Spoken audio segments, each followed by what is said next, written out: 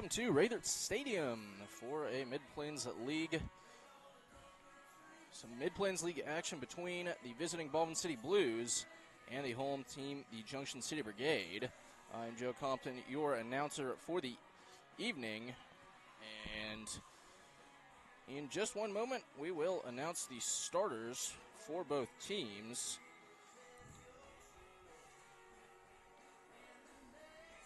Starting with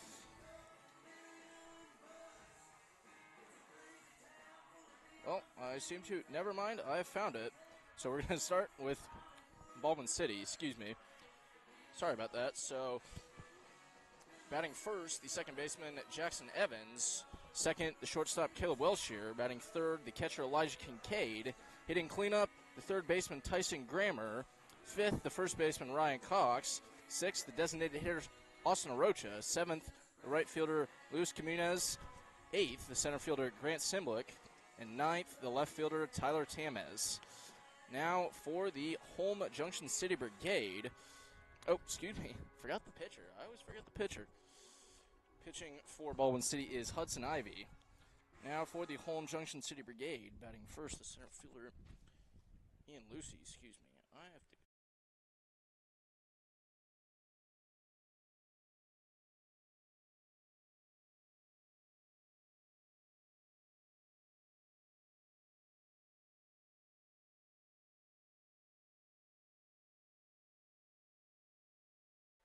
Sorry, one of my papers ran off and had to go run and catch that. It's not too windy, but we do have a bit of a breeze behind us, so as well as giant fans around us.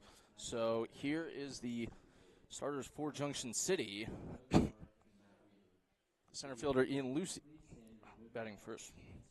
Okay, we're doing the national anthem now apparently, so I will wait.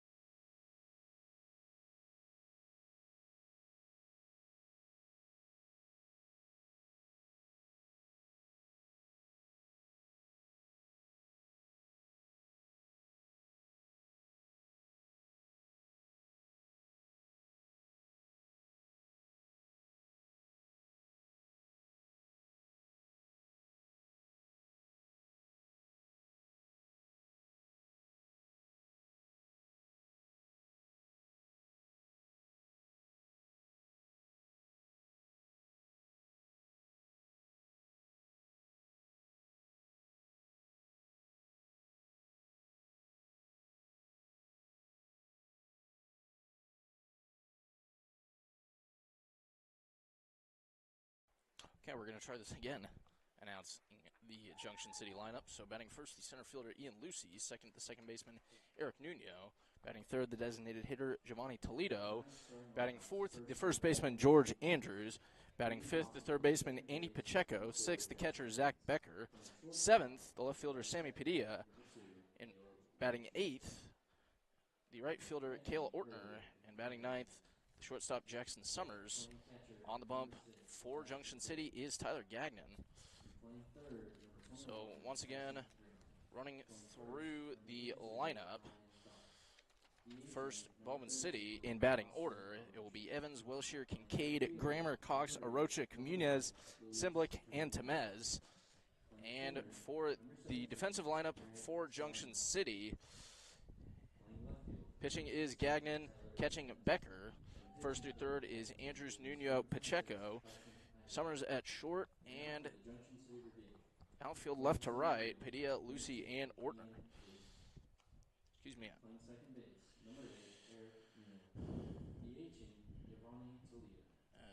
Blues. We are just about ready to start. By the way, this is a double header.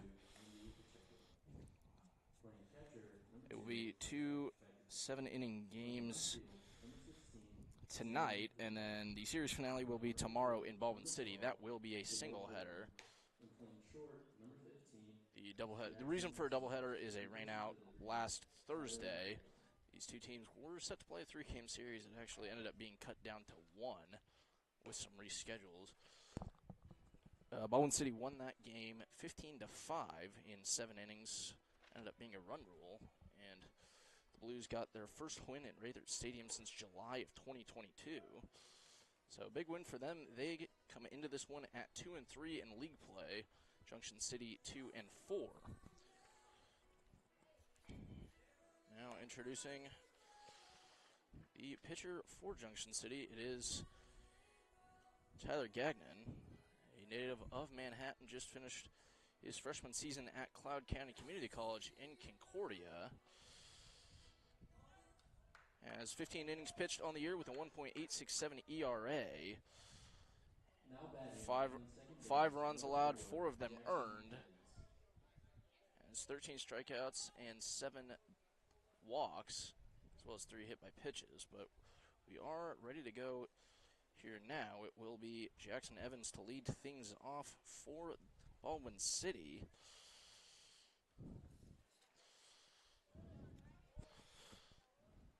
And Evans sees the first pitch. Low for ball 1. Evans, a native of Overland Park, Kansas, finished up his freshman season at Missouri S&T. As he takes next pitch in there for called strike 1, and the count goes to 1-1.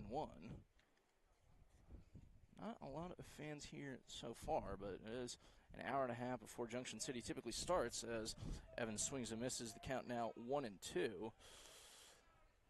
However, I expect Game 2 of this doubleheader to be packed pretty full on Saturday night. It was a full house, as Evans swings and misses, calling that a drop third strike, and the throw down to first is in time. Now batting, number 30, Caleb Wilshire. So Tyler Gagnon gets a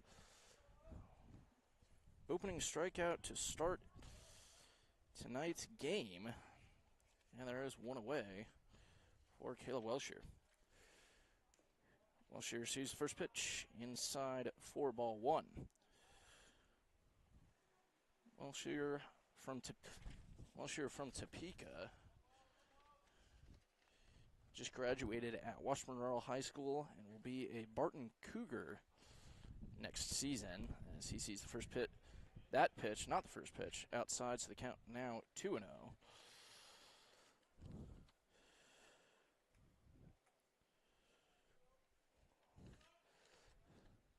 2-0, outside, 3-0. Wilshire is hitting 154 this year, but his on-base percentage is much more respectable at a 353 on-base percentage. As the 3-1 in there for called strike 1, so the count now 3-1. One of the benefits of there being so few people here is you can kind of hear the on-field ambience that you might not typically hear, as that pitch goes low and in for ball 4, and Caleb Wilshire works himself a walk. Now batting, number 6, Elijah. That was actually how the game started on Saturday. Caleb Wilshire was batting leadoff in that game, and he worked himself a walk. However, would ground it into would be retired on a fielder's choice in the next play, as Gagnon throws it over to first. Nothing doing there, as the new batter is Elijah Kincaid.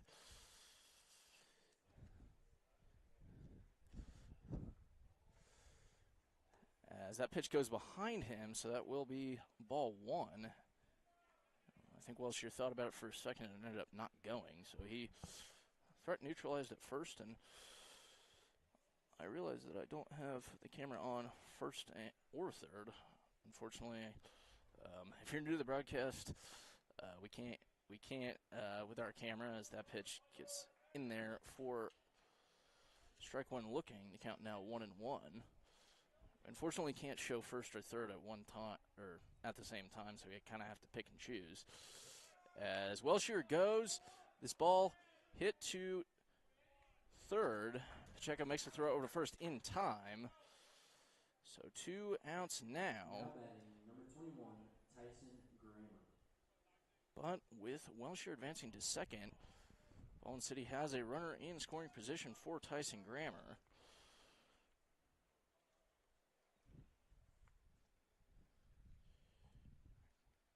Grammer, another recent high school graduate, just finished up his high school career at Lawrence High School. As he sees the first pitch in there on the outside part of the zone for called strike one. So the count is 0-1.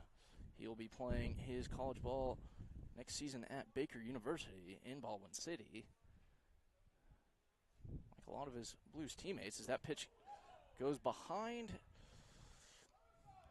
Grammer, and with that, Welshier easily able to take third, so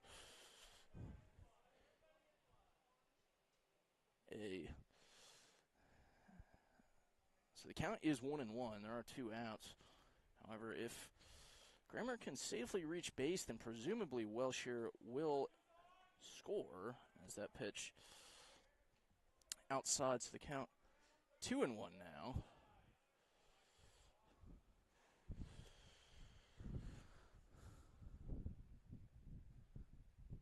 The 2-1 outside once again.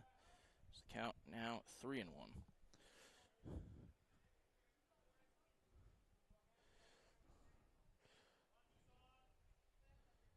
The 3-1 inside, and Grammer takes his base. So Baldwin City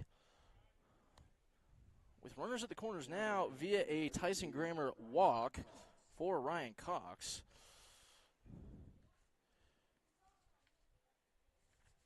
Cox, the first baseman in today's matchup, originally from Lee Summit, Missouri. Completed his freshman season at North Central Missouri College, and that ball will hit him. So he'll take a free base, and the bases are now loaded for Austin Arocha. Now batting number 13, Austin Arocha.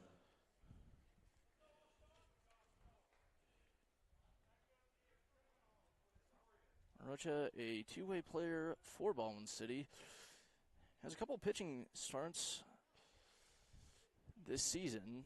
Actually started last Thursday against Topeka Warhawks. Went 7 innings with just 2 runs given up.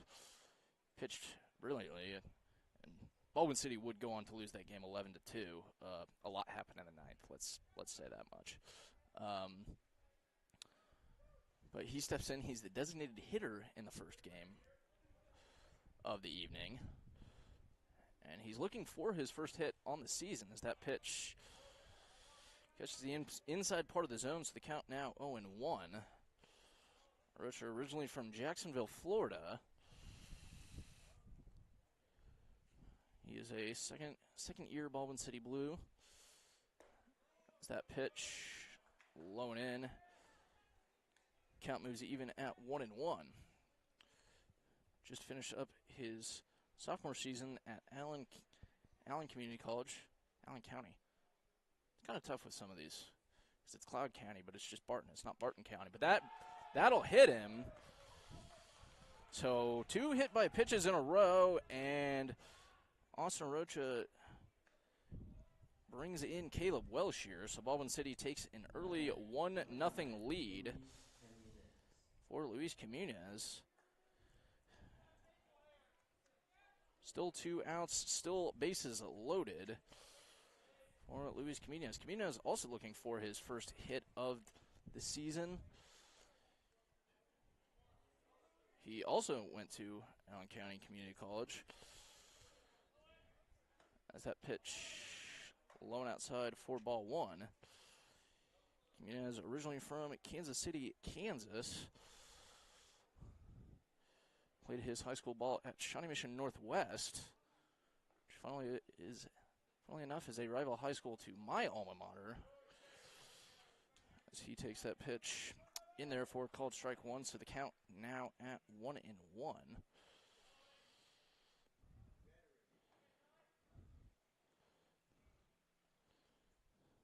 The 1-1 in there, so the count now 1-2. Getting a pitch away from getting out of this with the bases loaded. However, has given up the run, and most of these base runners came with 2 outs as the 1-2.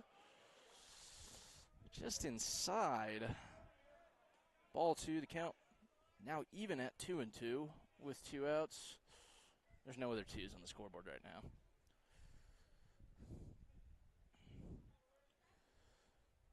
But the 2-2 swung on and hit foul. So we will do this again. That was almost a no-doubter foul unless Pacheco came up on it, which he smartly did not. And so we'll go again with the count at 2-2.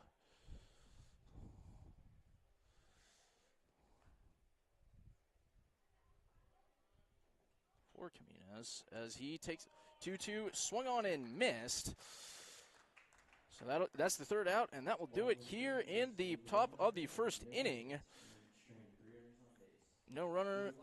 One run off, no hits, no errors, 3 left on. Baldwin City takes a quick 1-0 lead going into the bottom of the 1st inning.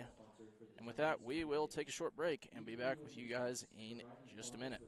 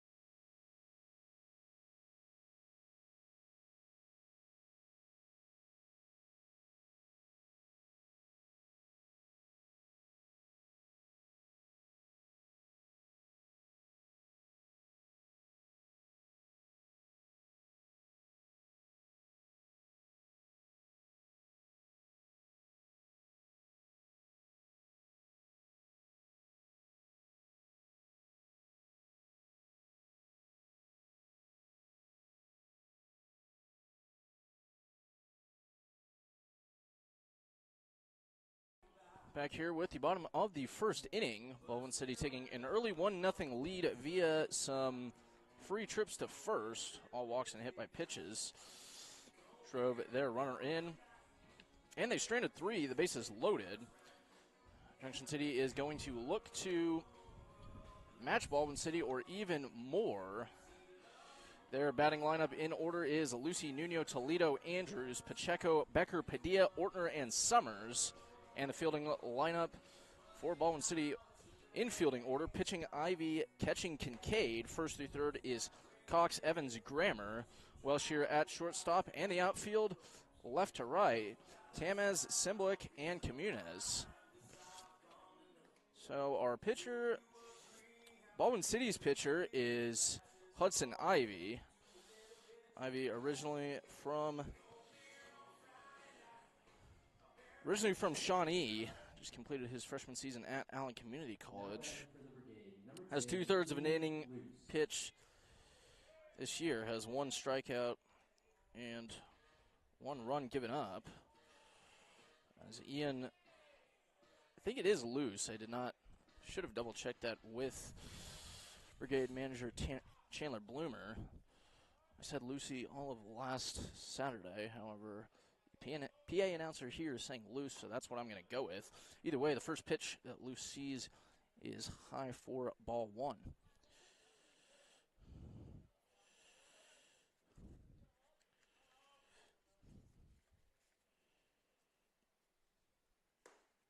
Next pitch he sees is in there for called strike 1, evening up the count at 1-1. Luce is a native of nearby Manhattan. Manhattan about 20 to 30 minutes here. Is that pitch a ball? So the count now ball 2.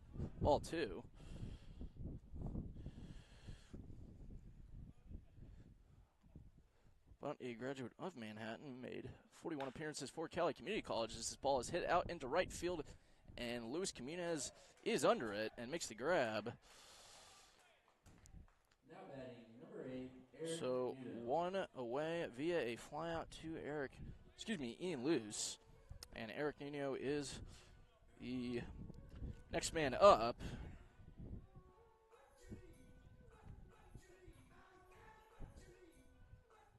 Nuno from West Des Moines, Iowa. Made 7 appearances in his freshman season at Iowa Central Community College. Sees the first pitch in there for strike 1. Iowa Central with one of the more fun mascots. They're the Tritons. As the 0-1 is swung on a miss, the count now goes to 0-2. Iowa Central used to have a really, really strong men's bowling program, pumping out many products to the local Iowa schools, typically William Penn or Mount Mercy, but the 0-2 inside. So the count now moves to 1-2.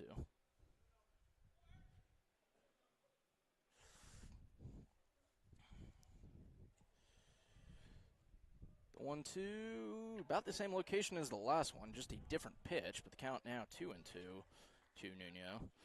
Nuno is hitting .290 for the Brigade this year. Has a double and a triple. As the 2-2 is fouled, and the count remains at 2-2. So should Nuno hit a home run at any time, he will have, I like to call it the season cycle, just having a single, double, triple, and home run sometime in the season. And my papers are blown away again.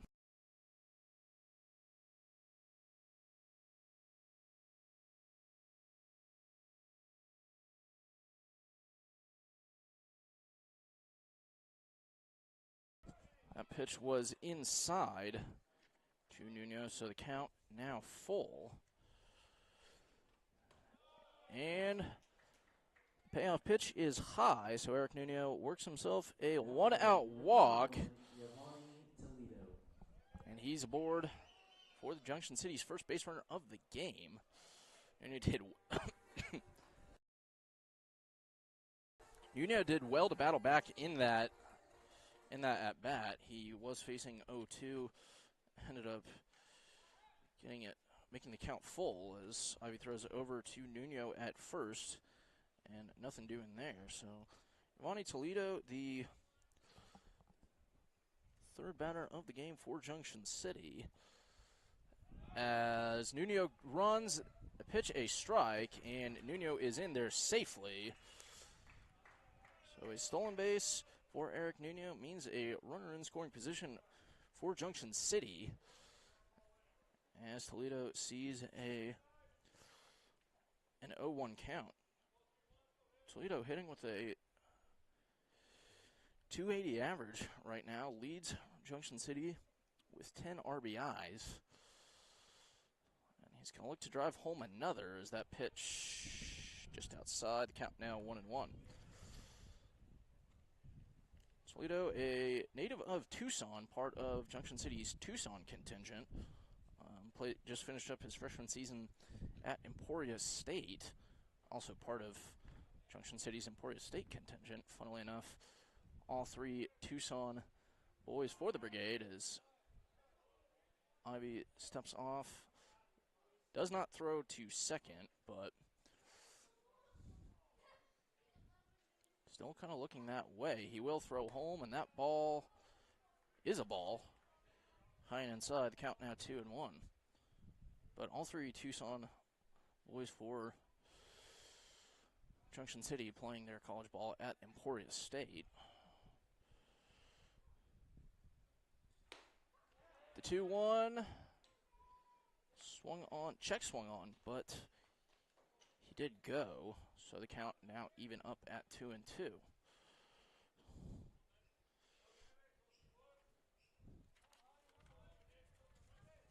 Toledo with 1 home run on the season, with 2 doubles, as he hits this one into left field. Tamez will not be able to catch it. I was hit into shallow left. But Giovanni Toledo on with a single. And Junction City has runners at the corners with one out. And George Andrews steps in. He is the cleanup hitter for the Brigade. He was a late add to their roster this year. Just one hit for him on the season. However, that hit was a home run. It was a solo shot in the bottom of the fifth as the first pitch to him goes outside for ball one. But he hit a solo home run in the bottom of the fifth on Saturday, just over the right field fence as he sees the next pitch high for ball two.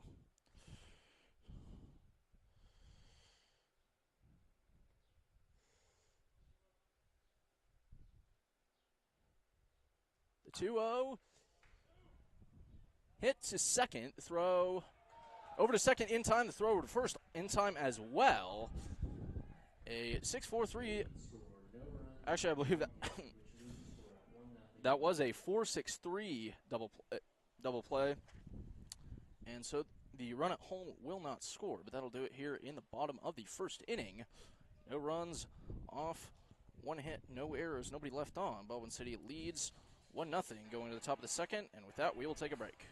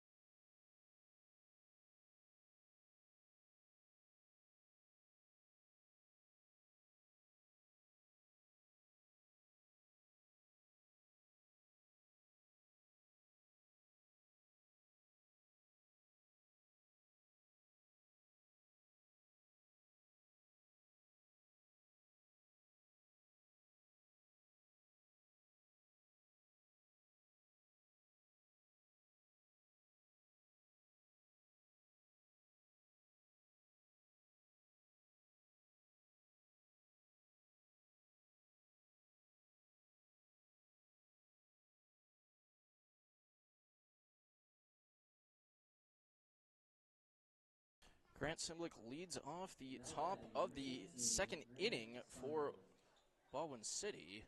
His squad leading 1-0 early here. Simblick sees the first pitch outside for ball one. Simblick making his Blues debut, or his season debut for the Blues this season tonight. Played in Baldwin City last summer as he hits this one to short, and it will be out of the glove of Summers. Summers had it on a bounce and then could not get a hold of it, so I'm going to call that a single, at least for now. Now batting, number 16, Tyler Timmons. We will see I'll see how the official scorekeeper scored it, but temporarily a hit for Tyler Tamaz. Tamaz also making his Blues debut tonight as he sees the first pitch in the outside part of the zone for called strike one. Tamaz, a newcomer, however, to Baldwin City. Sees the second pitch low and outside. So the count now 1-1. Tamaz made 39 appearances as Gagnon throws over to first, however cannot get Simblick. Made 39 appearances in his freshman season at Northland Community and Technical College. As he sees that pitch high for ball two, so count now 2-1. In those 39 games, he hit .318 with 11 doubles, 4 home runs, and 21 RBIs. So pretty successful freshman campaign for him as he sees that pitch high and away for ball three. The count now 3-1. Tamaz, a native of Williston, North Dakota, as is actually Grant Simblick. So, if you've heard of the Montana boys, here's the Dakota boys. As the 3-1 in there for called strike 2, and the count goes full.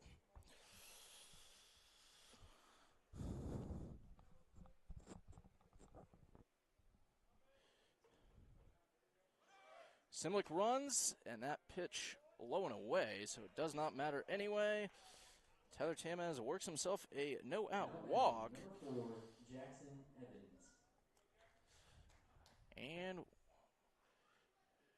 Baldwin City will loop around to the to the top of their lineup, but not before a mound visit by Junction City manager Chandler Bloomer. And with that, we will take a short break and be back in just a second.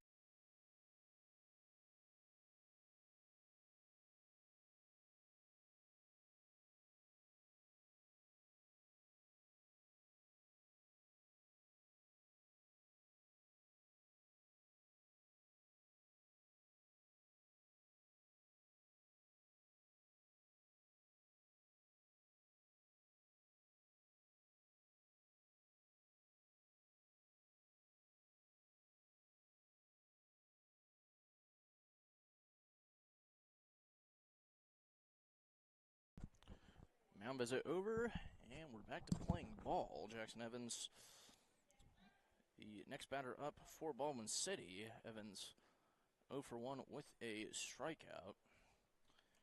He was the leadoff batter of the game as he shows bunt, and that one pops up and behind. Foul, so the count 0-1.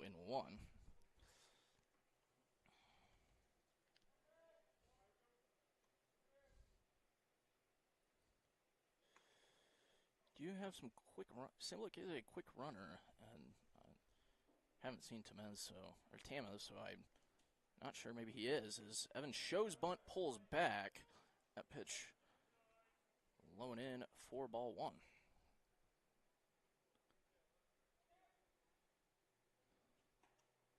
So the count now 1-1 to Evans.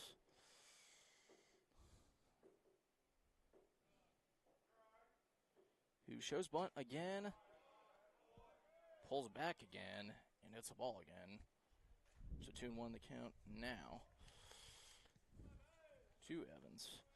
Evans hitting .200 for Baldwin City this year with 2 RBIs, hoping to move the runner over as he shows bunt. That pitch, well framed by Becker, caught the outside part of the zone. And the count now even at 2-2.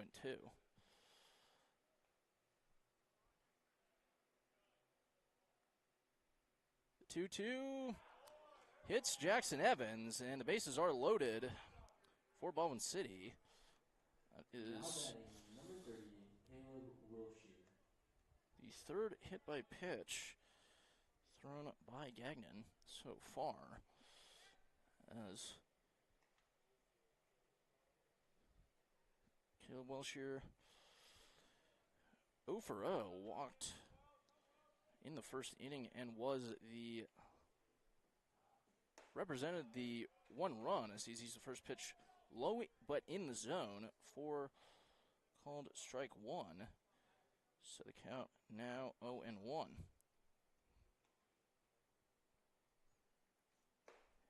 He swings and misses, so the count now 0-2 to Wilshire. And I did just check the game changer. Simlick's single error possibly was ruled a single, so that is what I had. I didn't think it was routine at all, as the 0-2 goes low and in for ball 1. So the count now 1-2. There is some activity in Junction City's bullpen. Fortunately, I don't have binoculars and I can't see that far, so I have no idea who it is.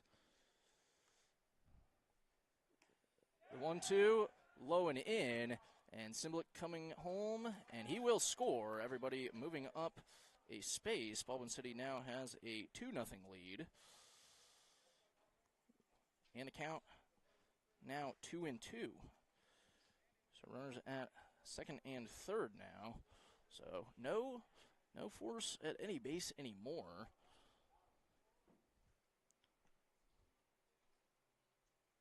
Cover 2 strikes to Wilshire. 2 balls as well as that pitch low and in, and the count goes full.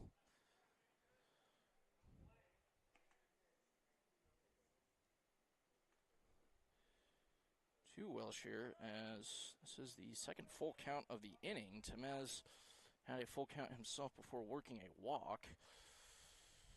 As the payoff pitch catches the outside part of the zone, and that is a strikeout. Make that strikeout number 3 for Tyler Gagnon. And Caleb Wilshire is retired and 1 away as Elijah Kincaid steps in. Kincaid is 0 for 1 today with a ground out.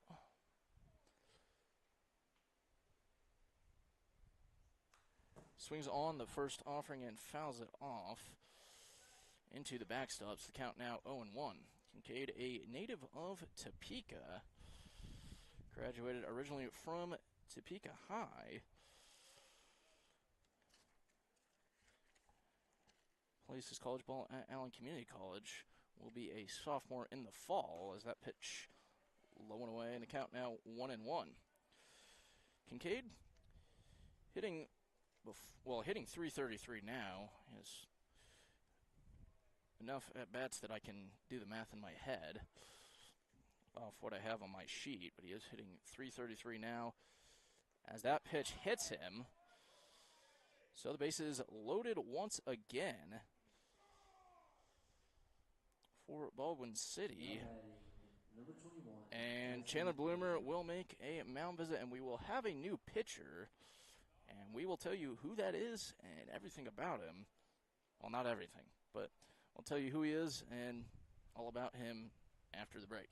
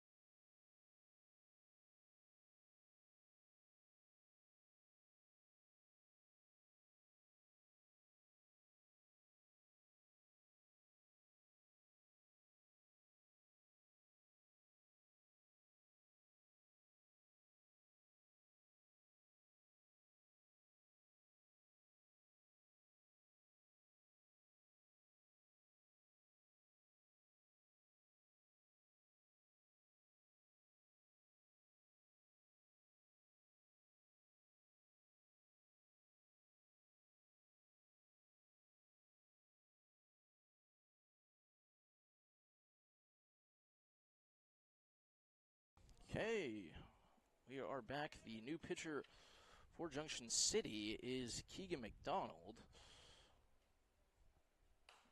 As Tyson Grammer fouls off the first pitch to him, we will tell you about Keegan McDonald. The count 0-1 to Grammer. McDonald, a native of Clay Center. Nearby Clay Center, that is.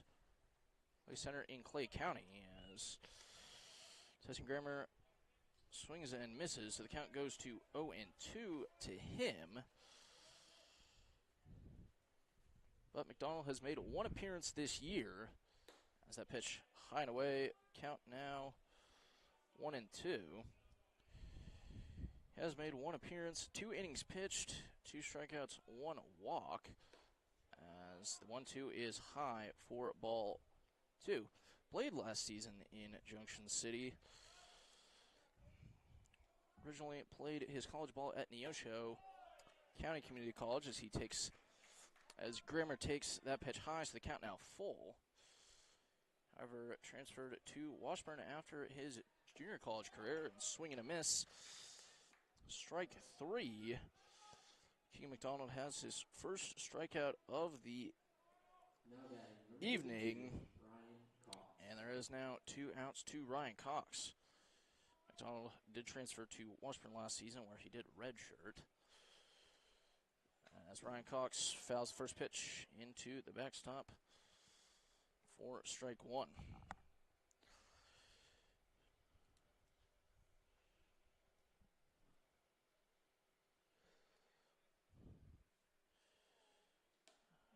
And that one swung on a miss to the count. Quickly 0-2. So 2 0-2 counts in a row for McDonald. As I was saying before, played last season in Junction City. Actually played in 2022 in Baldwin City. So he's playing against his former team as the 0-2 is swung on and missed. Keegan McDonald with another strikeout, and that'll do it here in the top of the second. 1 run off 1 hit, no errors, and once again, 3 left on.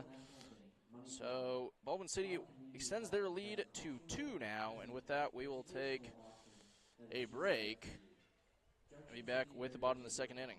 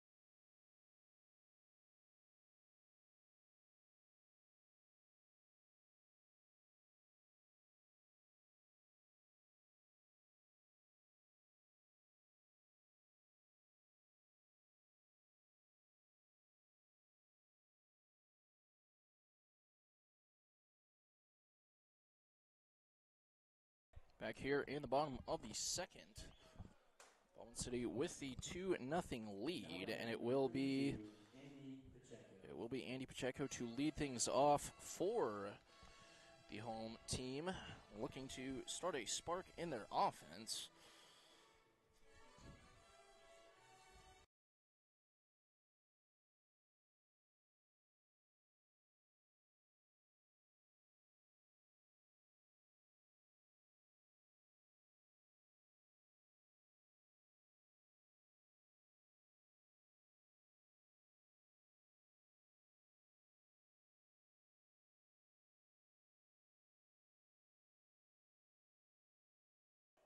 Sorry for that, folks. My papers blew away. Pacheco hit by a pitch, so he works a lead-off, well, hit by pitch, but a lead-off free base, so Junction City with a runner on first. And unfortunately, it's despite us being in front of a press box, we do still get some breeze behind as Ivy will throw over to first to try and get Pacheco. That throw not in time. Zach Becker, the next batter in.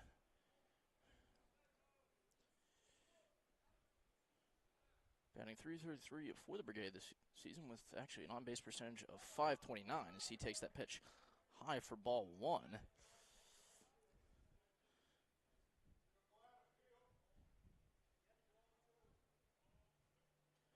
Part of that on-base percentage is 5 free trips to first base. As Ivy throws over to second again, but once again will not find Pacheco. But 2 walks and 3 hit by pitches for Becker, and I believe 2 hit by pitches coming in Saturday's game. As he shows bunt and gets it down the first base line, however, that will roll foul. So the count moving to 1-1. Cox doing well to let that go foul. I think if he had just picked it up, he could have tagged Becker out, or Pacheco definitely would have. He was safely into second base. However, the count 1-1 to Becker now. Becker just finished up his sophomore season as a Coffeyville Red Raven. That pitch was high, 4-2. Still, I believe, uncommitted for a 4-year program. But the 2-1 is hit into right field as Pacheco is running to third, and there will be a throw over, but it is not in time. So a single for Zach Becker, and Junction City has runners at the corners for Sammy Padilla.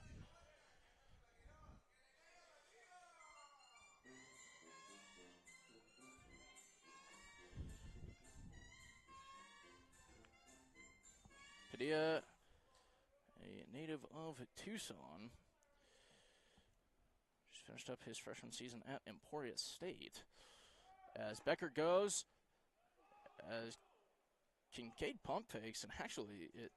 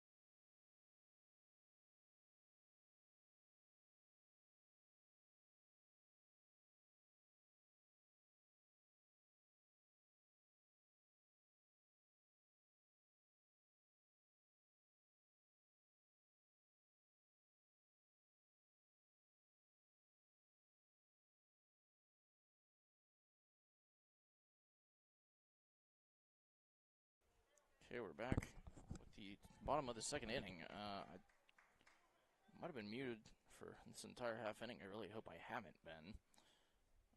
But either way, this is Cale Ortner up to the plate. Junction City has the bases loaded with nobody out. As first pitch to Ortner is high, 4-1. As we will have action in the Baldwin City bullpen. It is Kai and Gus making the walk out to the away bullpen in right field. Is that pitch in there for called strike one? So every time I move my scorebook away from atop the papers, I am tempting fate. As the 1-1 low and in. Count now 2-1.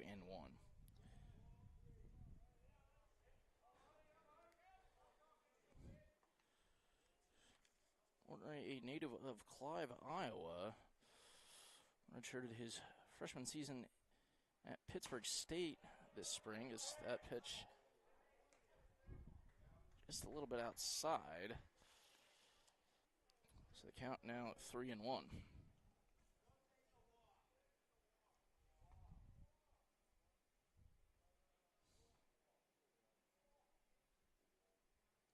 The 3-1 hit off the glove of Ivy. Summers will make the throw over to first. So the throw over to first in time. However, that will be Pacheco scoring from third, and everybody moves up a space. So runners on second and third. Junction City has cut the lead to 1. It's now 2-1 with 1 out.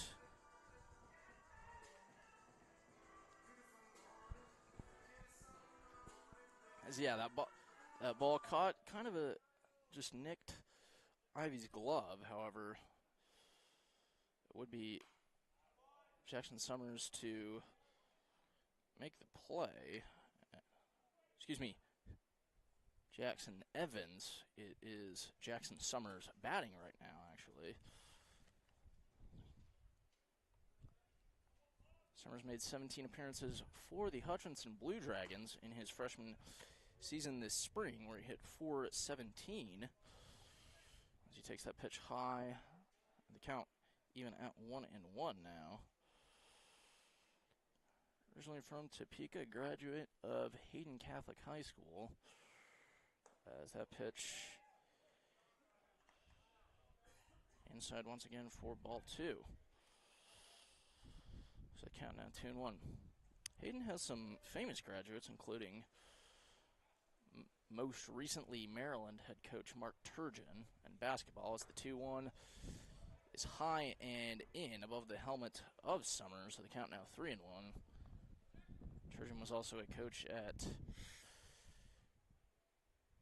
Texas Tech, I think? No, I can't remember. But he was at Maryland, and then he got fired. But he's from Topeka. The 3-1 inside, and that is ball 4, and the count now full.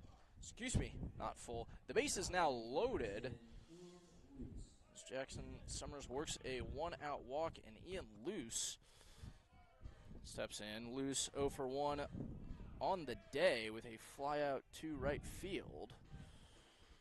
However, has bases loaded with 1 out. A sac fly would presumably, well, a successful sac fly would tie the game, as the tying run is on third base, the leading run on second.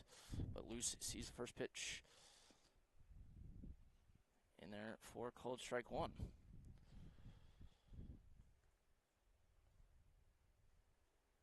The 0-1 hit into center field, and it will be just one scoring. That will be Becker crossing the plate at home.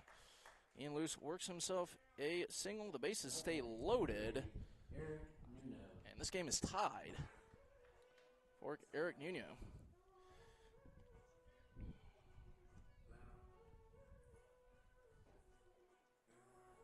Nuno currently 0 for 0, walking in the first inning.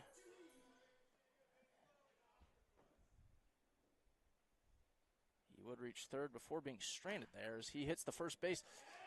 First pitch past the glove of Tyson Grammer, and 2 will score. So Junction City taking a 4-2 lead. Oh, wrong.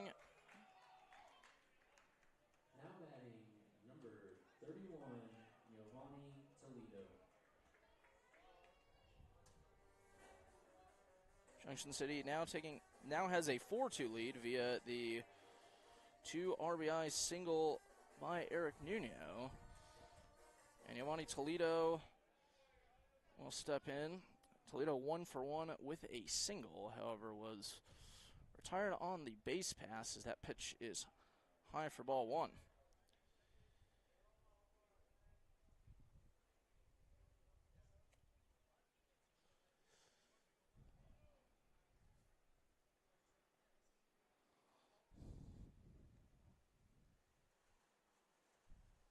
Toledo, that first pitch just a little high. So the count now at 2-0.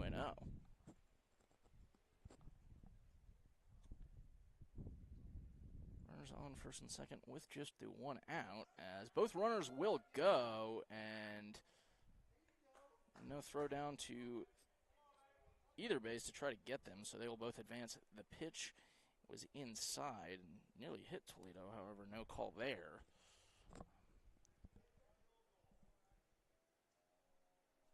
As the 3-0 in there for called strike 1. Count now at 3-1. So should Toledo walk, the bases will load again. However, no runner will score in that event. As the 3-1, that is what happened. Pitch high, 4-4. And the bases once again loaded for George Andrews. We're going to have a second mound visit, so that will be the end of the day for Hudson Ivy. And it will be Kai and Gus coming in for Baldwin City. And as he makes his warm-up, we will step aside and be back when play is ready to resume.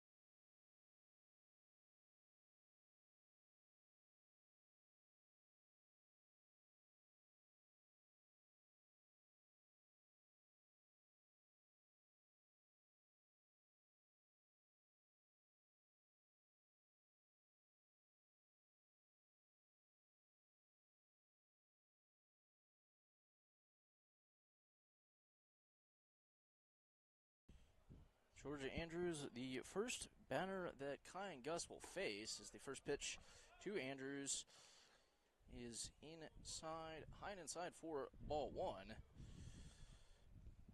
Andrews 0 for 1 on the day, grounding into a double play to end the first inning. As he sees next pitch inside for ball 2. Gus, a graduate of Lawrence High School just this past spring. will be playing his college ball at Highland Community College next season as he throws that pitch in the dirt.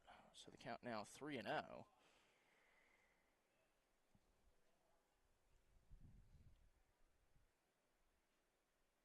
3-0 outside, and actually we have a bit of a rundown, so we'll explain what happened in just 1 second as it will be a tag out at third. So that will be, that was loose out at third, and so 2 outs now. The count now 3-1. So what happened was, the pitch was a little outside. So Andrews actually threw his bat down, and to signal ball 4, or to take his base. However, strike 1 was called. So by the way, the count is 3-1. Now there's ball 4. So George Andrews is aboard, and the bases are loaded once more. Now batting number 32, Andy Pacheco. For Andy Pacheco. Pacheco actually started this inning off. So Junction City is officially batted around. He was hit by a pitch and would later go on to score. So Luce also thought it was ball 4 and started. So that one swung on a miss, so the count now 0-1. So Luce thought it was ball 4 and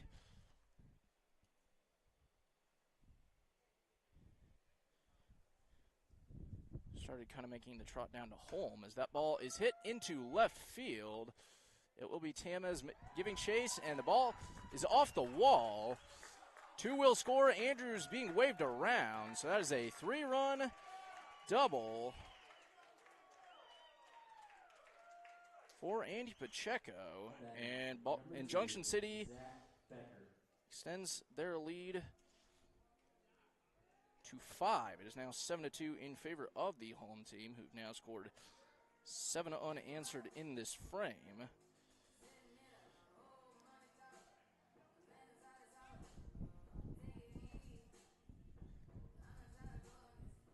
As Zach Becker stepping in for the second time in this inning, 1 for 1 today with a single, would later go on to score. He sees that pitch for a ball, so the count is 1-0. That pitch to Becker, high and away, so the count now 2-0.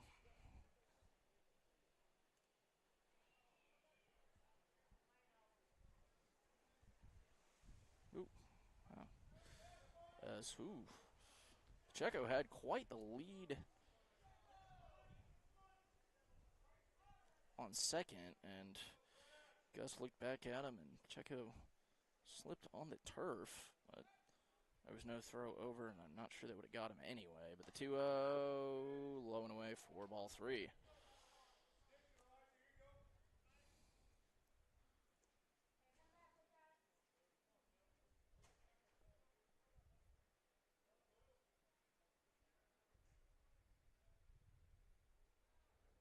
Low and outside. And Zach Becker works himself a 4-pitch walk for Sammy Padilla. Padilla will be the 12th batter up this inning for Junction City.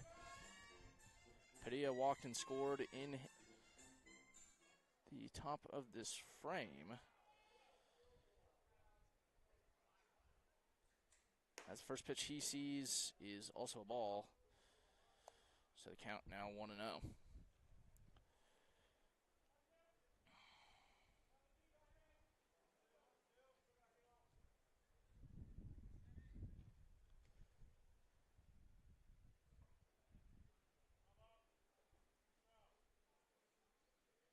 The 1-0 outside. The count now 2-0. So Hudson Ivy's pitching line has now gone final. So we'll read that we'll read it after this pitch. As this pitch is hit to short. Welshier, the throw to first is not in time.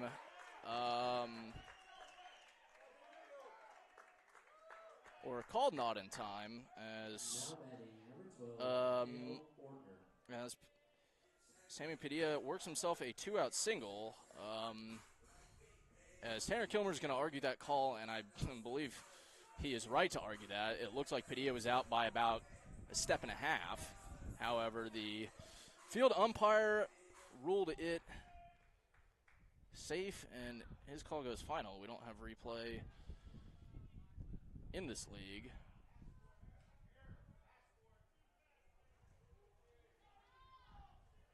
As situation is now, the bases are loaded.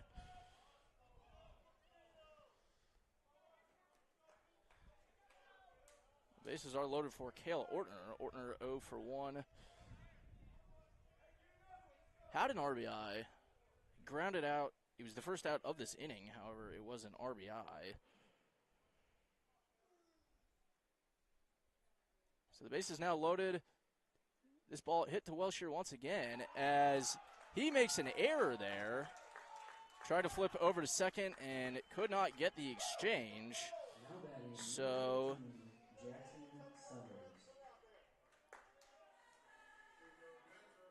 an E6 and another run will score. Junction City now leads 8-2 for Jackson Summers.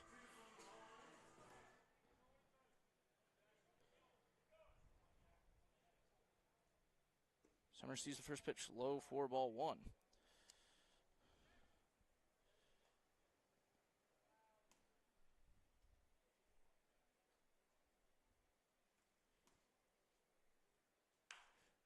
This ball hit to Welshier once again. Will make the throw over to first. That throw in time.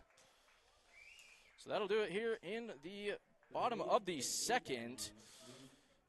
Junction City puts up 8 runs off. Got to count them all. 8 runs off 5 hits, 1 error, 3 left on. They now lead 8-2 going into the top of the 3rd inning. And with that, we will take a break and be back here shortly.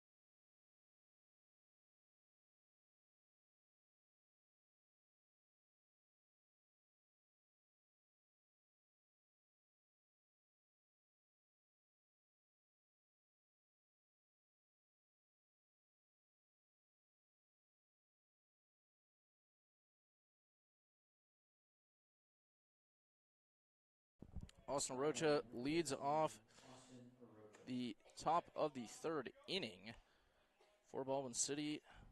He sees the first pitch, I believe that was high for ball 1. And that pitch by Keegan McDonald, low for ball 2. Rocha 0 for 0, reached via a hit by pitch in the top of the 1st as McDonald's pitch is low and away for ball 3. So the count now 3-0. And 3-0, now 4-0. Austin Rocha works himself a lead-off walk. Now batting number 9, Luis Caminez. So Luis Caminez stepping in now, and we're going to read, we'll read both relief pitchers, starting pitchers' lines, as that pitch is high and away, and Rocha is able to take second base with the count now 1-0. So Hudson Ivy's final line, 1 1/3 inning pitch 4 hits, 6 runs, all of them earned. 4 walks, 0 strikeouts for Tyler Gagnon as Camines fouls that one off. Count moves even at 1-1. Tyler Gagnon, 1 1/3 inning pitched, 1 hit, 2 runs, both of them earned, 3 walks, 3 strikeouts. As that ball inside did not hit Camines, was close. However, Arocha able to take third base. And Tanner Kilmer is arguing that that ball rolled into the Junction City dugout. However, the umpires are saying it stayed in the field. If it went into the dugout, obviously Arocha would have that free base at home. I was looking down when it happened as Camines swings and misses on that one.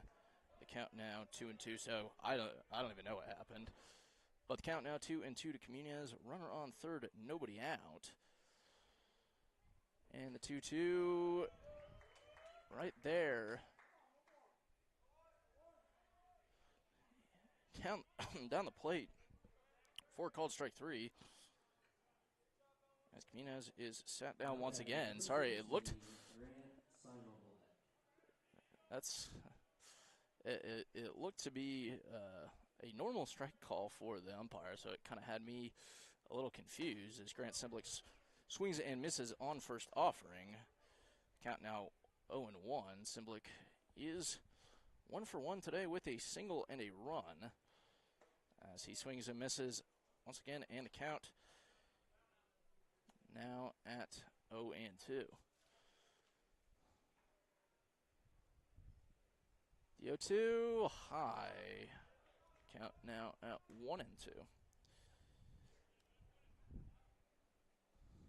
So after scoring 2, Baldwin City scored 2, 1 in the first 2 innings, 1 each in the first 2 innings. Junction City stormed back and scored 8 in the bottom of the frame as the 1-2 in there for called strike 3.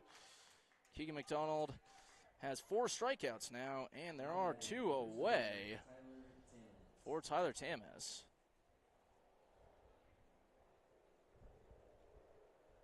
As there is I believe a plane flying overhead. I kind of want to see this. Unfortunately restricted from my view.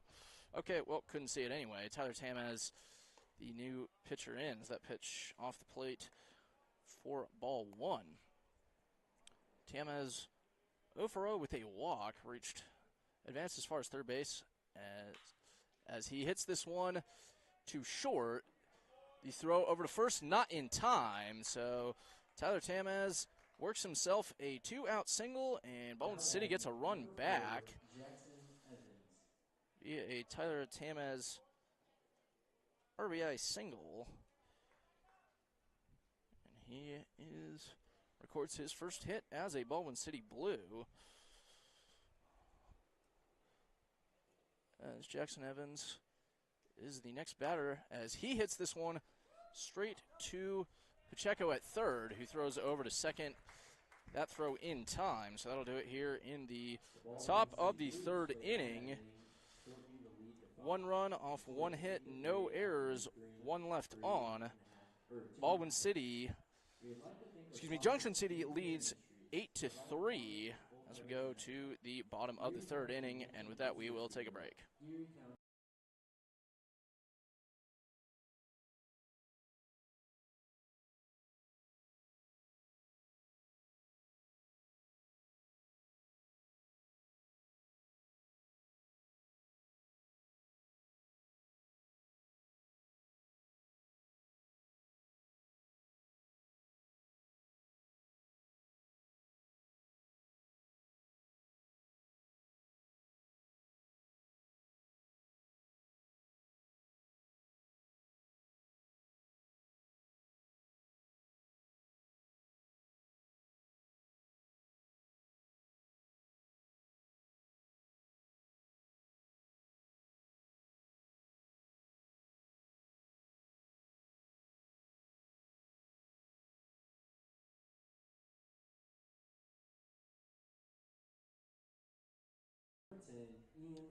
Ian Luce leads off the top bottom of the third inning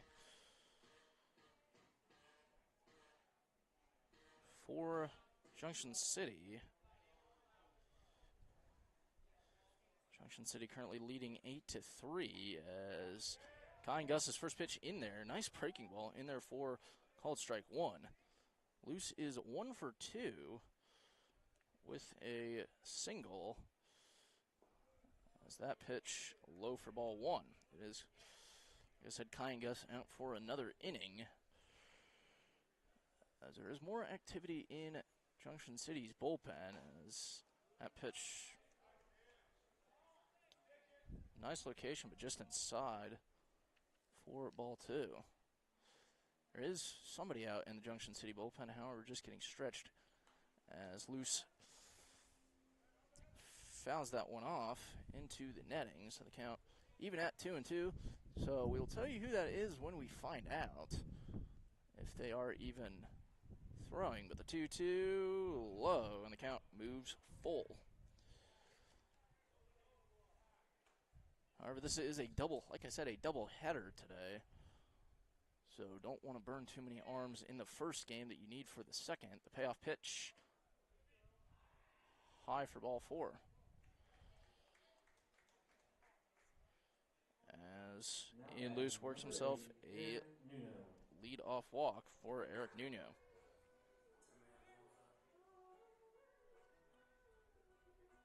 And not only is it a doubleheader today, these two teams will meet again tomorrow. And Baldwin City has 8 games in 6 days, so a doubleheader today. As the first pitch to Eric Nuno is low and in for ball one. So a doubleheader today, a single tomorrow, a single Wednesday. Baldwin City will be completing a rainout against the Midwest A's as that pitch is outside for ball two. They will be completing a rainout on Thursday,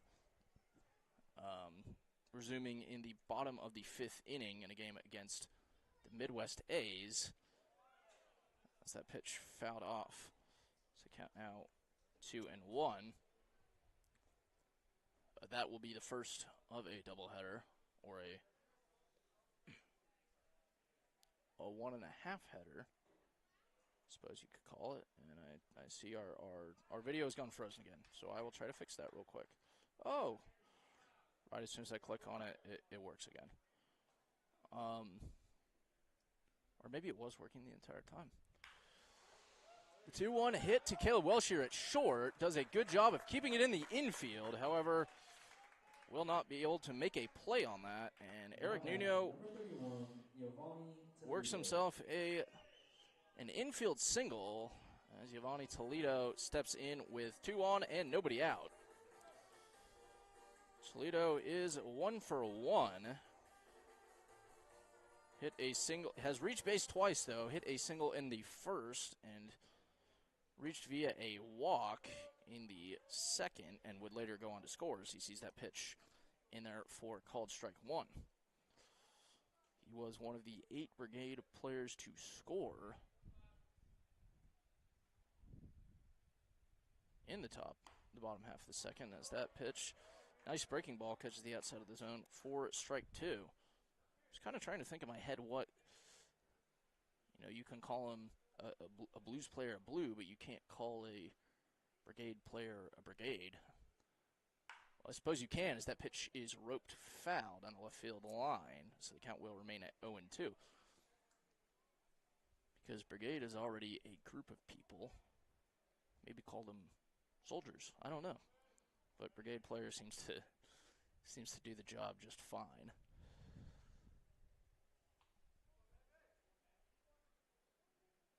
The 0-2, low and away for ball one, as Luce and Nuno will move up to second and third.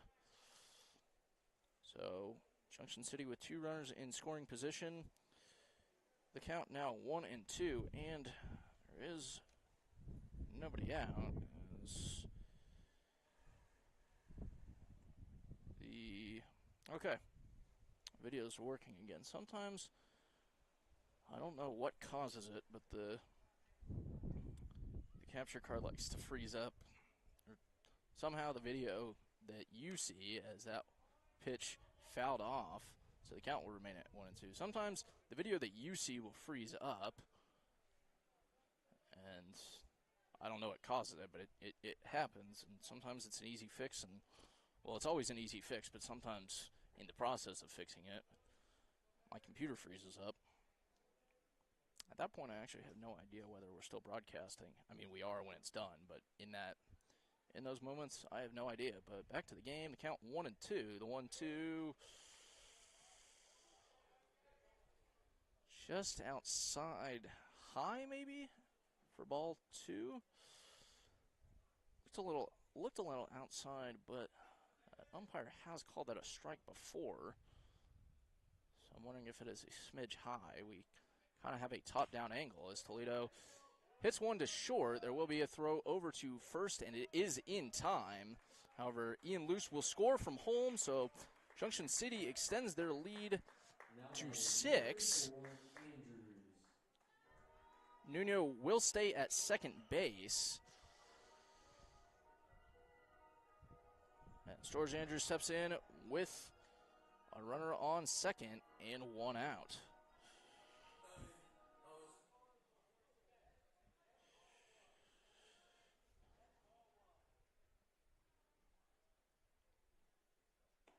Andrews sees the first pitch in there for called strike 1. Andrews 0 for 1, hit into a double play in the top of the first. Actually, that ended the top. Actually, that was the bottom of the first, excuse me. But that ended the bottom of the first. However, would walk and score in the second as he swings and misses for strike 2. So the count now 0-2. And that's just one hit on the year. However, it is a home run. So if there is a, I haven't delved that far into the random niche stats, but if there's a home run efficiency ratio, as that is strike 3, and the runner at third, that was Nuno. The throw to catch him was not in time. Number 32, Andy Pacheco. So Andrews strikes out, and Andy Pacheco steps in once again. And yes, that is Nuno at third.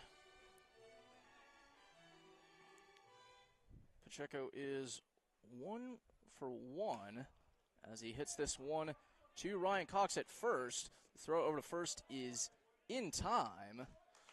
So that'll do it here in the bottom of the third. 1 run off 1 hit, no errors, 1 left on. Junction City extends their lead to 9-3. And with that, we will take a short break and be back with you with the top of the 4th inning.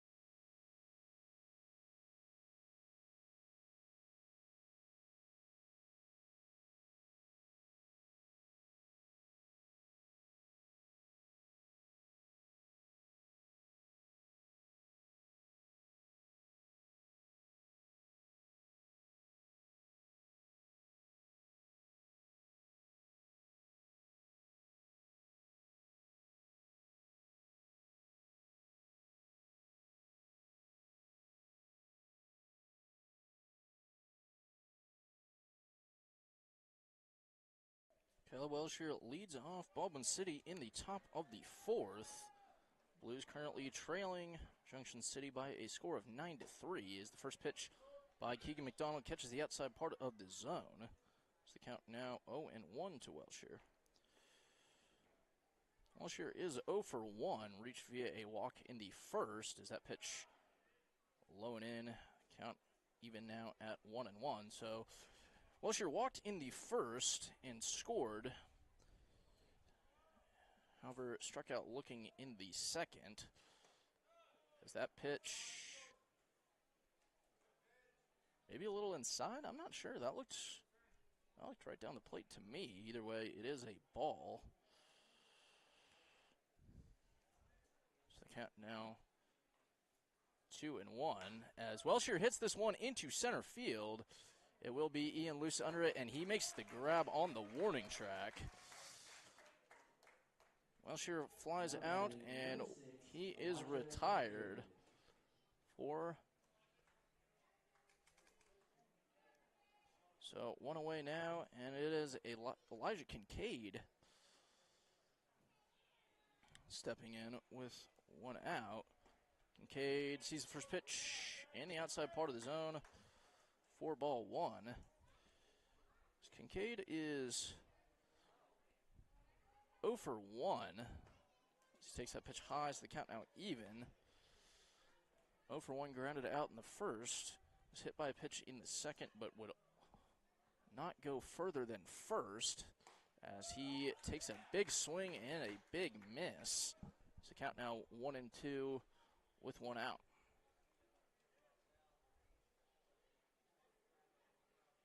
The 1-2 popped up to George Andrews, who didn't really even have to move for that one. So 2 away now in the top of the fourth for Tyson Grammer. Grammer 0 for 1 as well. Walked in the first, however, struck out in the second as he hits this one to first to Andrews, who Andrews had the throw over in time, however, threw that one away. So Tyson Grammer reaches via a 2-out error. And Baldwin City has a runner aboard in the top of the fourth with 2 outs for Ryan Cox.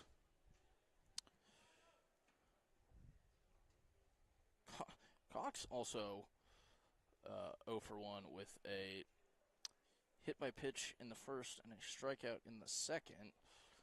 McDonald has 4 strikeouts so far this evening as his first pitch in there for called strike 1.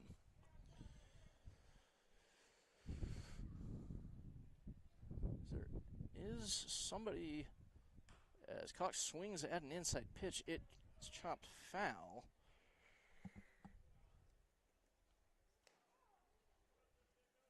So the count 0-2.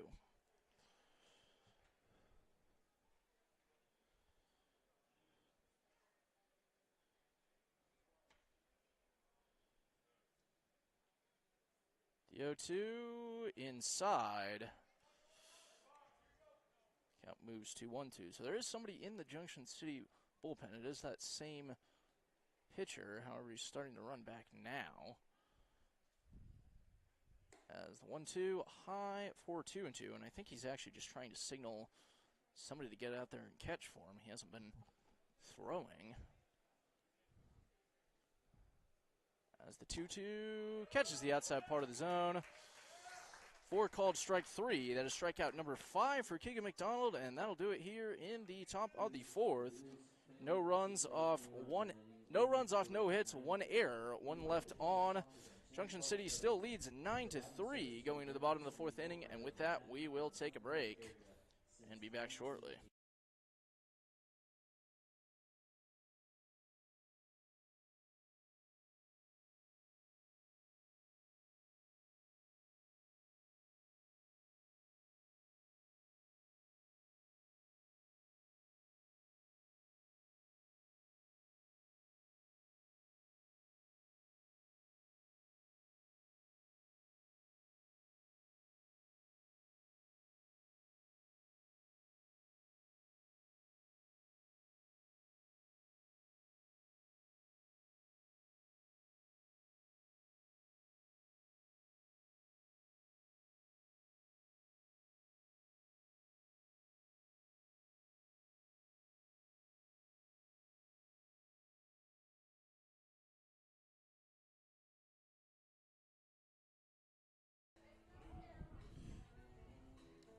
Back in the top of the fourth inning, excuse me, the bottom of the fourth inning, Junction City leading 9-3. It will be Zach Becker.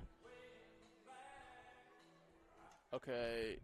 Now batting number 4, Anthony Campus. Okay, it will not be Zach Becker. It will be Anthony Campos coming in for him. It's unknown to me at least. I did not notice such a substitution. It's Campos filling in for Zach Becker. And Campos sees the first pitch high for ball 1. That one a strike, so the count now 1-1. Campos, a native of McAllen, Texas, plays his college ball at McPherson College. Is that one in there for called strike 2, the count now 1-2. McPherson, a member of the KCAC. Campos made 8 appearances in his sophomore season. As the 1-2, a little bit high. So the count now 2-2. So there is the shadow of the grandstand. That pitch low and away. Excuse me, low and in. So the count full now.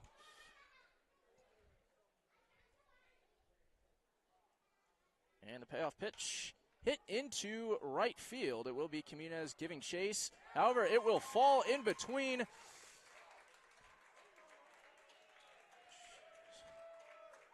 It'll fall in between Quimunez and Simblick as Anthony Campos works himself a lead-off double, and Junction City with another runner in scoring position for Sammy Padilla. Padilla is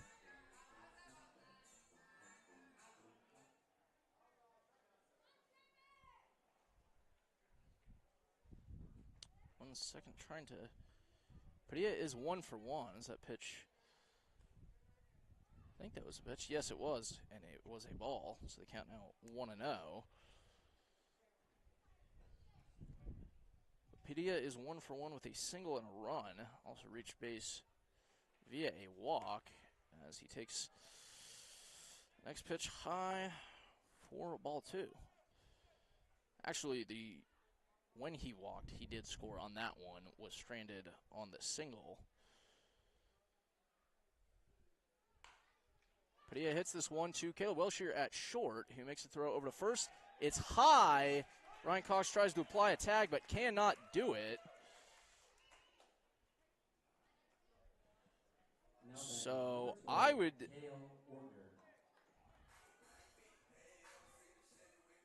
going to mark that as an E6. And as Cale Ortner, the next runner up, and runners on first and second for Junction City. It is Cale Ortner stepping in. Sees the first pitch low for ball 1.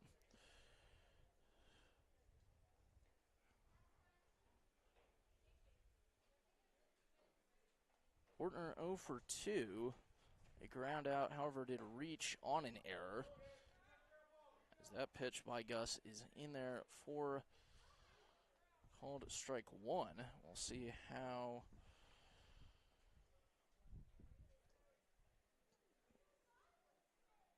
that last pitch was scored. It was scored as a single. I'm not sure I agree. I would call that a throwing error, but it is a single nonetheless, as that last pitch is in there for ball 2.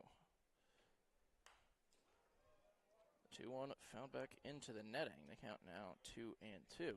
So what I was saying before, the shadow of the grandstand kind of casts currently over the batter's box.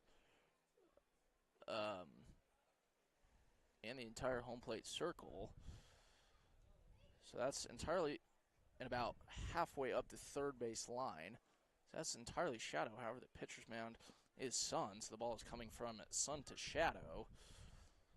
So making makes things a little harder as a hitter. And the 2-2 is hit on a line to right field. Quiñones originally thought he had it, and one runner will score.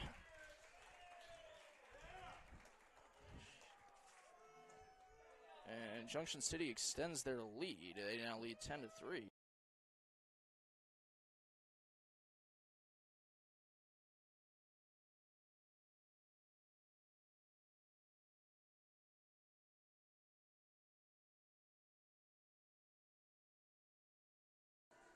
So it is a single for, that was Ortner, who scores. One run scores. There are now runners on second and third. Ortner singled and then reached via on the throw. It's the first pitch to Jackson Summers. It's in there for called strike one.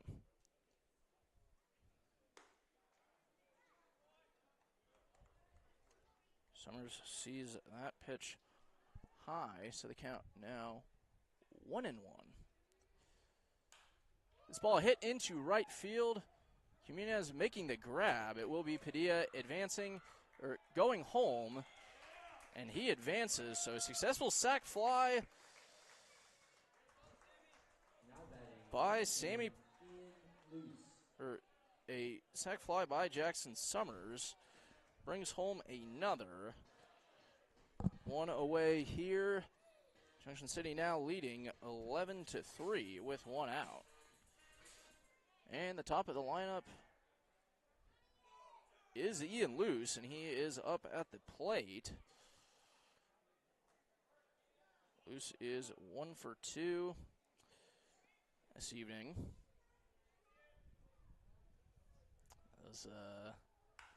This ball is hit into center field. Grant Simblick giving chase, and this ball will hit off the wall as it'll be Ortner scoring from second and Ian Luce taking his place. So the count is now, excuse me, not the count. The score is now 12-3, and we have a guest.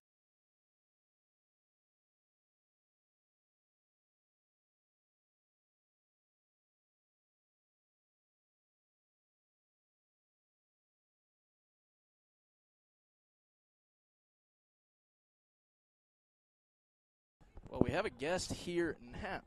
It is Baldwin City Blues pitcher Harrison Loudon, as first pitch to Eric Nuno is low in for ball one.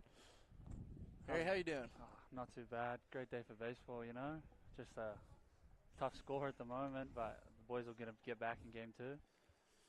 Yep, one more game to play, and actually this one not even over. However, Junction City with a giant lead as this ball hit on a line to Grant Simblick, who makes the catch. Now 2 away in the bottom of the fourth. Harrison, did you know that today is National Harrison Day? I did not know today was National Harrison Day, but it's, you know, it's a great day for it. June 17th. You know, appreciate all the other Harrisons out there in the world. Yep, he's our only Harrison this year. We had 2 last year. We had him and Harrison Jewell. That's the first pitch to Giovanni Toledo. It's low in for ball one. So that ball hit to Caleb Welsh here at short. He will make a play over at first, but it is not in time. So Ian Luce advances over to third. Giovanni Toledo works himself an infield single for George Andrews. While I'm on, I just want to make a quick shout out to my mom, if you're watching, Mom, and our fans in California, Amanda and Nicole. But yeah, hopefully we can get out of this inning and, you know, maybe score some runs or something. That'd be kind of fun. Yeah, runs are fun, and that rhymes. That pitch to George Andrews is inside for ball one. I would say talk me through what you've seen this game, but it's pretty self-explanatory. Yeah, I'm never one to say anything bad about the umpires, but they haven't been the greatest today. The Junction City boys are calling for a balk on that one. I don't know what game they're watching, but it's okay. That was a balk. Kid in the box right now. He's a good hitter. I've played against him for a couple of years. Can hit one pretty far. But yeah. He has actually a very high efficiency rate. Every hit this year he's had has been a home run. I believe that. He's had one hit, but it was the one on Saturday. It was the one that went over. Oh, poor George. That's all over right. the right field line. But yeah, when George Andrews gets a hold of one, it can go far. I said on Saturday he went pretty far in the home run derby last season. And we'll probably see him once again. He fails that one off, so the count moves to 2-2. He split the ball.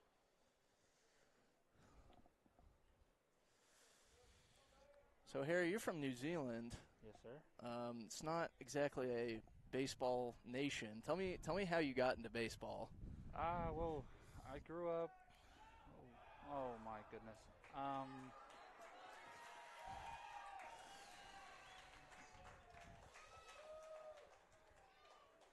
Oh, jeepers creepers.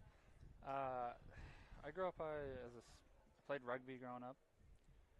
It's a sport everyone in my family was either supporting or playing. And then I think when I was like 5 or 6, my mom signed me up for a fast pitch softball team, which I know isn't a big male sport in America, but it's pretty big back home.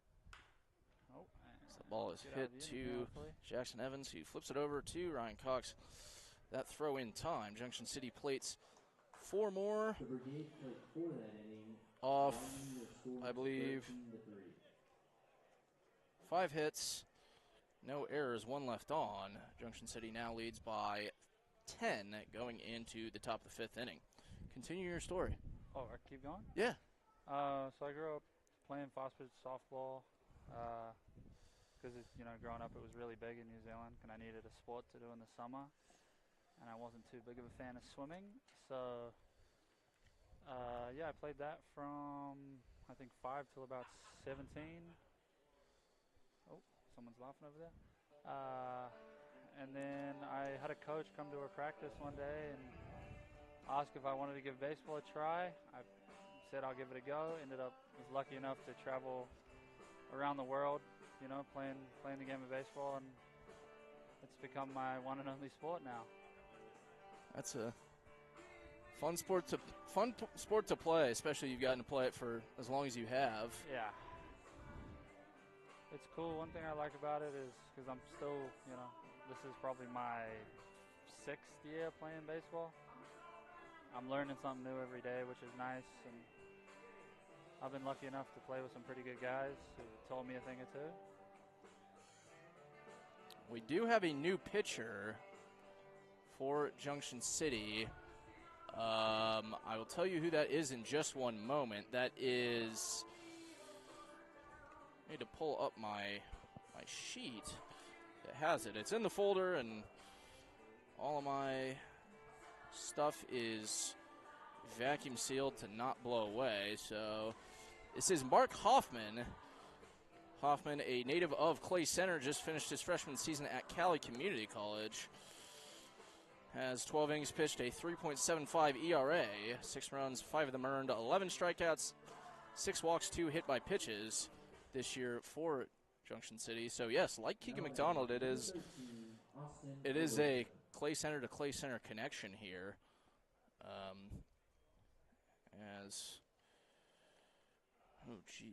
Excuse me, my brain is all over the place right now. But it is Austin Arocha stepping in as Mark Hoffman. Hoffman's first pitch is in there for called strike 1, so the count now 0-1. As Arocha hits this one into right field. And he's on board with a leadoff single. As Arocha obviously batting this game in the designated hitter position, and I believe he will be starting game 2. Yeah, he's a good little two-way. keeps the ball down, you know, mixes up his arm slots, and he can hit a little bit. Safe to call him Austin Otani? Yeah, he needs to get a little bit quicker for that, but besides that, he's pretty good. Oh, we got a pinch runner, Jaden Ford. Coming back from a little wrist injury, I think. Wrist or hand. Speaking of injuries, Harry told me on Saturday night he would like me to set the record straight. I think every time he comes into play as that pitch is swung on and missed, the count now 0-1. I keep saying he had a wrist injury. It was Tommy John. Yeah. I think both times. Oh, no. Hey, as the throw to Jaden Ford. Get up. It was Send wide. Send him. And he's going all the way to third base. Get down. And that throw, there will not be a throw. So Jaden Ford goes first to third off an errant throw. And it looked for a second. He's kind of struggling to get up. It kind of looked like Andrews was on top of him. And Andrews a big kid, kind of hard to force him off you. Yeah, no, that's not a guy I want laying on top of me. But now we got Luis, I think, Allen County? Yes. Allen County? Allen County, one of our Allen County Red Devils. We have quite a few. Originally from Shawnee Mission Northwest High School, which is in Shawnee. An appeal down to the field umpire says he did not go, so the count now 2-1. I think need to score this run here, start something. Game's never over. As that one swung on and missed, the count moves to 2-2. And as I said, Comunias went to Shawnee Mission Northwest. Jaden Ford on third base actually graduated from Shawnee Mission West, so it is funny as that pitch is swung on and missed. However, is a drop third strike. The throw over to first is in time. So Luis Comunias strikes out for a third time today. And there is one runner as Grant Simblick stepping in. Simblick 1 for 2 in his 2024 debut with the Blues. Has a single and a run. As he swings and misses for strike one. Baldwin City got him and Tyler Tamaz actually on Saturday. However, they did not play in that game. But it's nice to have two fresh faces if you are Baldwin City. Is that pitch in there for called strike two? And especially, Harry, you being kind of a pitcher, you know, just having another arm in Tamaz will it's help even out the load.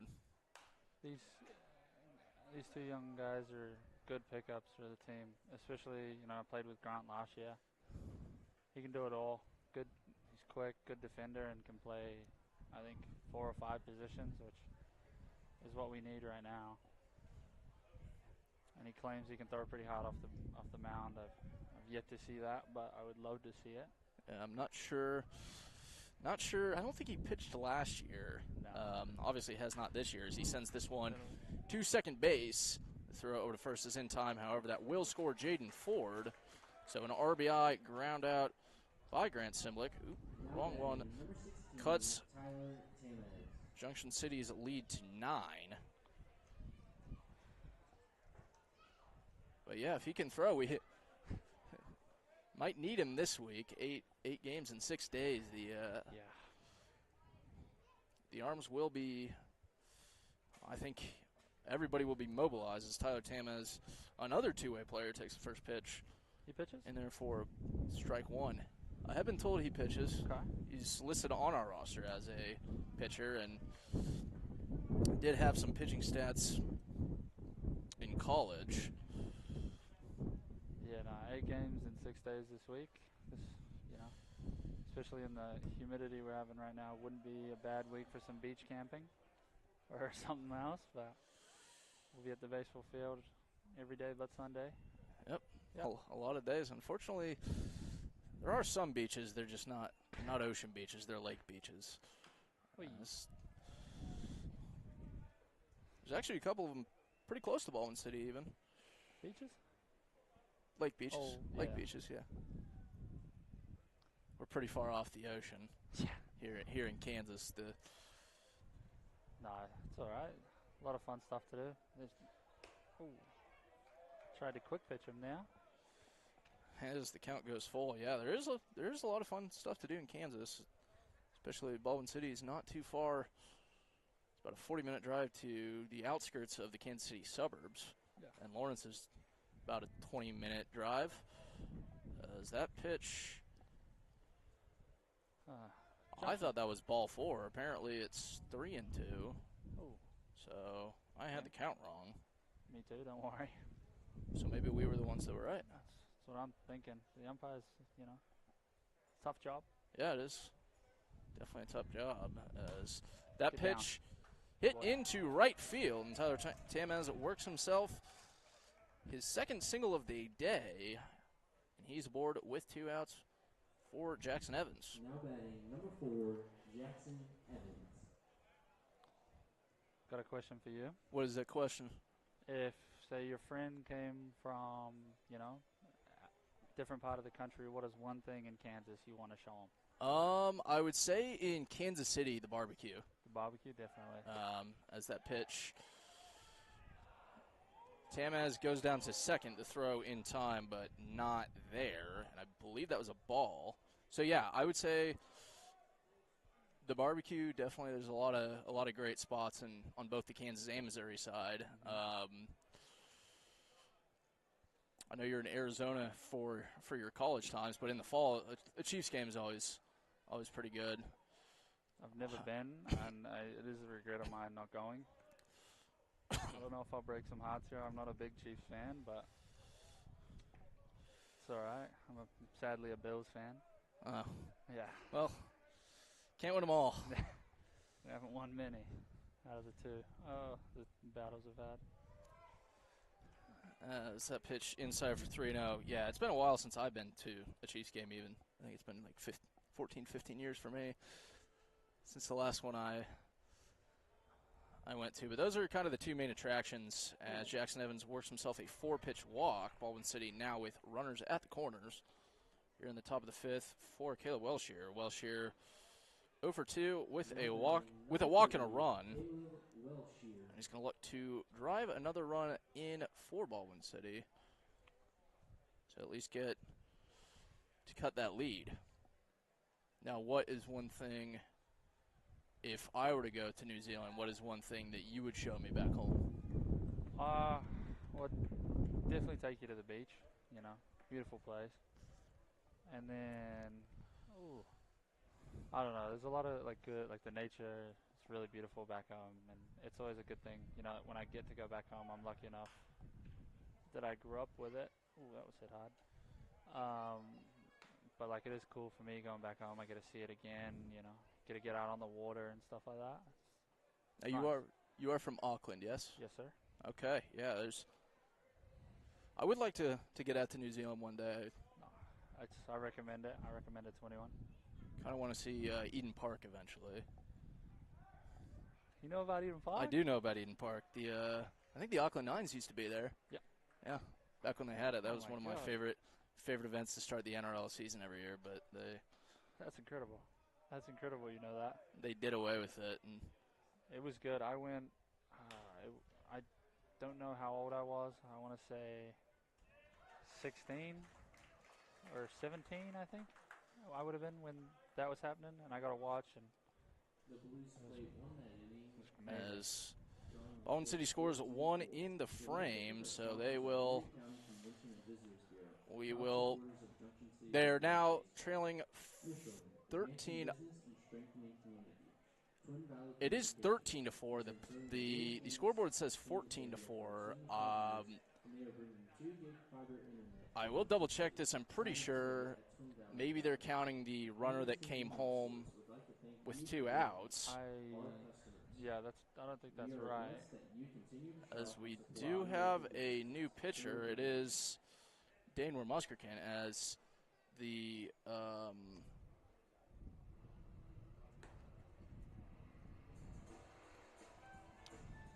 this is also saying 14-4 on Game Changer. However, I'm unsure of when they scored this. We're gonna get to the bottom of this. 1, 2, 3, 4, 5, 6, 7, 8, 9, 10, 11, 12, 13. I have 13. I will see where this comes from. Right now, the lead is so big, it probably won't matter too much, but obviously for earned runs and stuff like that, that is important. Yes, we think it's 13. Yes. Game Changer says 14-2, but we're trying to figure that out. I don't think Maybe he didn't hear. Yeah, but we do have a new pitcher. It is Dane Wormuskerkin. Wormuskerkin, a native of Baldwin City, currently playing his college ball at Ottawa University in Ottawa.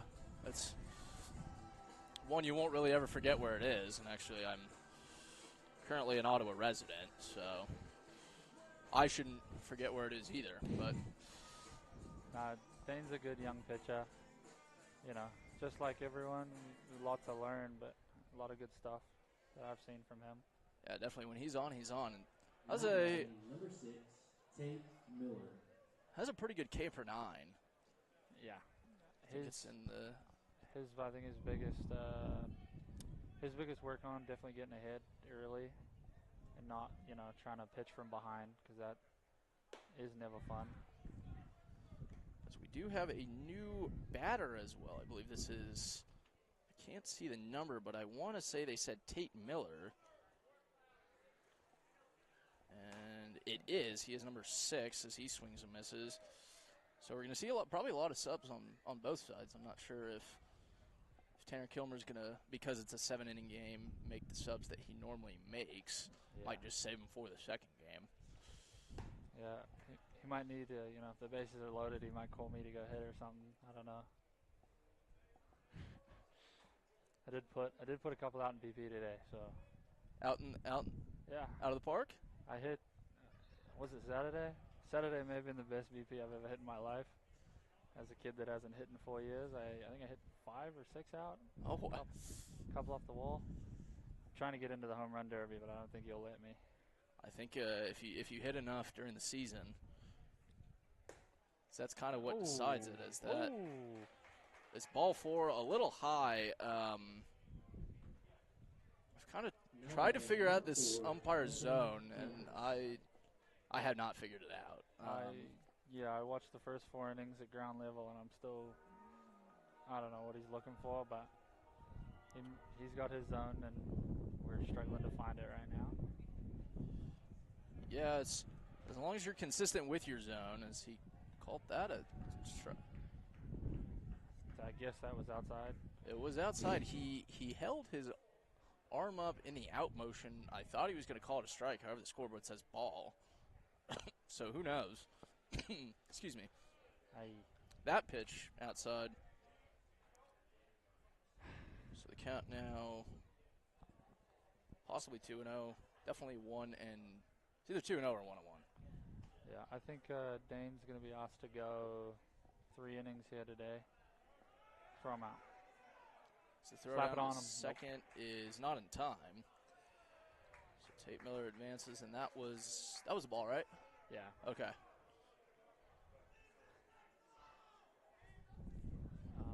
But yeah, no, I think Dane needs to work himself in here, and he'll be all right. Just get a couple of strikes, and hopefully get a couple outs for him. Yeah, and I think at this point, if you're Baldwin City, I have seen Baldwin City come back from some pretty almost insurmountable deficits, as that pitch in there for called strike 1. Yeah, that's a good pitch. Yeah. So the count now 3-1. But 9. So we did confirm it is 13-4. 9 does seem to be a pretty tough one, as that pitch outside for ball 4. Steep. So at this point, I think you just get in there, try to do your best you can, but just at the very least eat innings and make sure you don't have to bring anybody else in. Yeah, I think for. So we're gonna have a pitching coach, Wilson Kilmer. We're gonna have a mound visit from him. Give some words of wisdom. Try and talk to Dane, and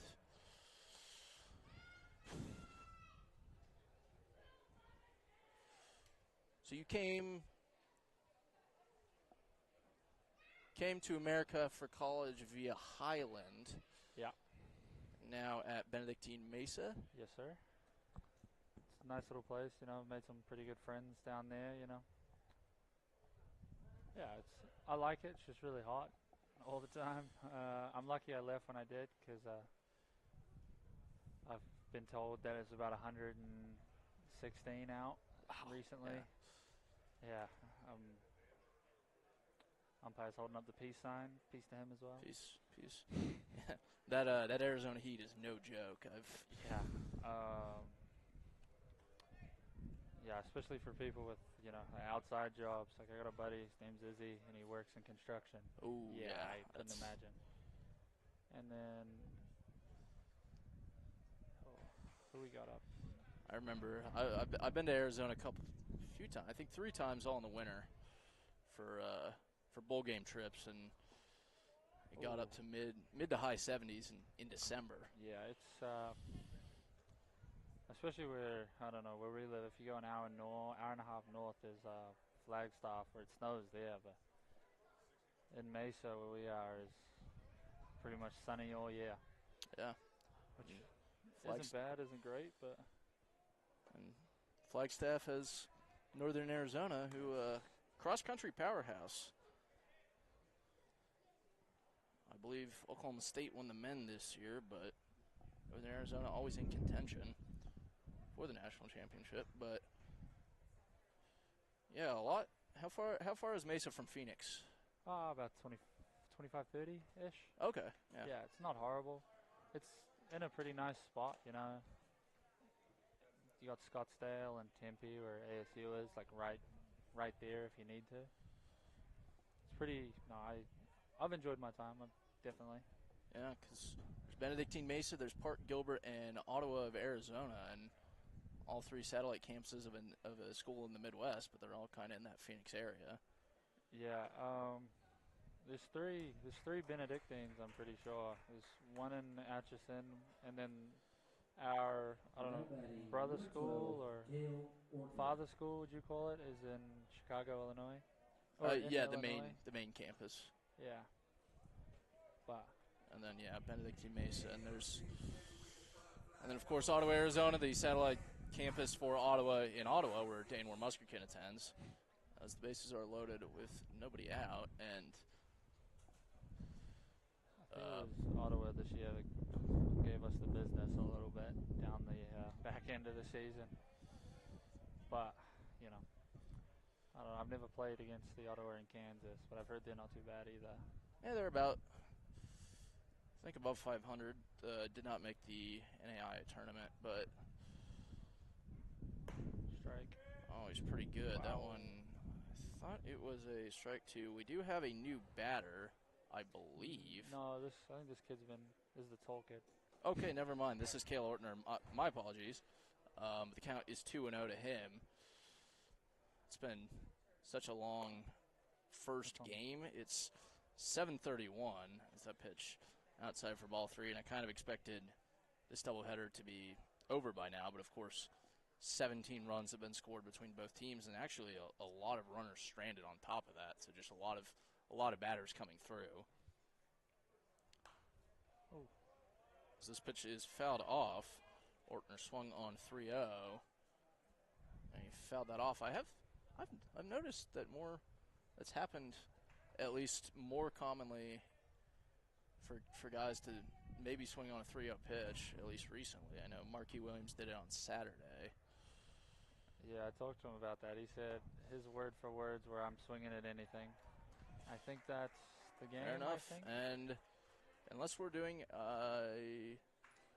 okay, we are doing a 10 after 5 rule. I was not aware of that. So with that walk, that is the end of the first game. Junction City moves to 3-4 via a 14-4 run rule victory over Baldwin City, and Baldwin City falls to 2-4. So they trade places in the standings right now, but we do have another game to play. That will be at, well, it'll be soon. we won't start the broadcast for that just yet. We will end this stream. There is a different link for Game 2, so make sure to follow that for Game 2. But we're done, at least for now. So thank you all for watching. Can I say something quickly? Yes. Amanda, if you're watching, give Jody a treat for me, please. Thank you very much. Thank you. And